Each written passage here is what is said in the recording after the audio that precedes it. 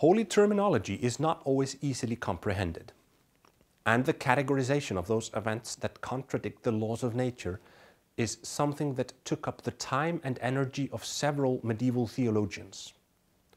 To complicate things even further, we must also keep in mind that class difference is a matter of great importance. It's unlikely that the lay and mostly uneducated audience of the sagas in the 13th century had the ability to distinguish between miracles, wonders, and magic. In his book, Medieval Popular Culture, published in 1988, Aaron Gurevich writes, "The saints' supernatural actions were not easily distinguished from pagan magic, and the two were inseparably united in popular consciousness. The clergy had to elucidate, apparently without success, the border between a genuine miracle and sorcery and black magic. But in fact, clerics themselves did not always distinguish miracula from maleficia, as they were quite similar in appearance. The basic criterion of demarcation seems to have been the performer of the action. The true miracle was worked by the saint, while false miracles were performed by the devil or his agents, shamans, sorcerers, and pseudo-saints. The Church claimed a monopoly on the performance of miracles, excluding all other forms of magical practice. Can we apprehend an awareness of the distinction between miracles and magic in the sagas?" Okay, well, there are several issues here. One is wonders, which in medieval times were not necessarily the same as miracles. Perhaps they would have talked more about portents, signs of things that were going to happen, or signs that something was going to happen, comets, eclipses, other signs in the sky, bloody rain, Siamese twins. You know, all these are unusual events that are significant in some way. God is telling us something, we just don't know what. And this is not unique to Iceland. You find this throughout Europe. There are accounts of some of these things in the Icelandic annals, and some of the accounts are in fact taken from European sources. The signs are sent from God. We may or may not know what they mean, but they mean something. And if you put them in the saga, then it's up to the saga author and audience to sort of figure out what the significance of the signs were. Now, magic and miracles. To a modern scholar, there may not be much difference.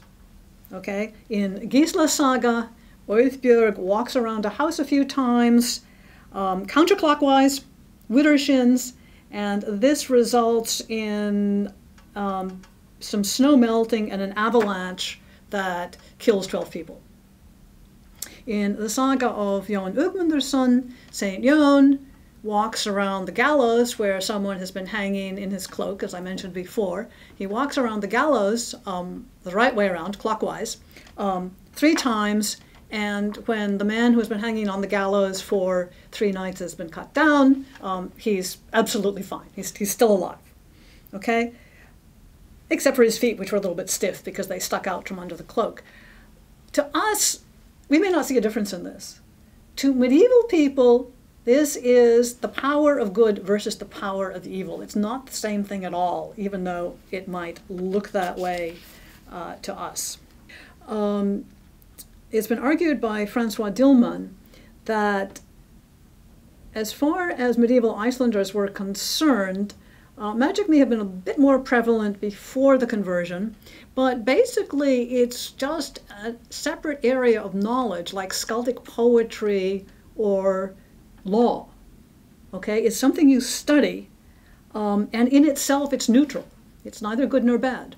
There are good witches and there are bad witches. In Eyrbyggja Saga, there's Geirrið and there's Katla. So it's only good or bad according to the purpose for which you use it, not in and of itself.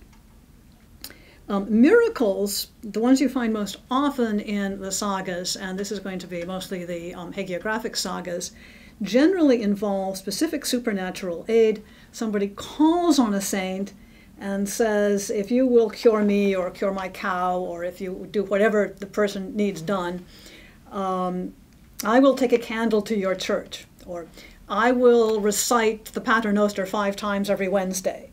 Or I will give the milk from my cows to the poor on your feast day. Okay, so it's kind of a deal. You ask the saint to do something, and if it's done, then you owe the saint whatever you promised. Okay, and that is if the saint comes through and you are cured, or your cow is cured, or you find whatever it was that you lost, that's considered a miracle. Now, there are other miracles. So the example I gave of Jón Ögmundarson, there was no vow there, but it's considered miraculous because a saint is involved, and the result is a good one. Okay, so miracles involve God. Magic is more likely to involve evil spirits, though the question of what magic really is in the Icelandic sagas is way more than we can go into in a short interview.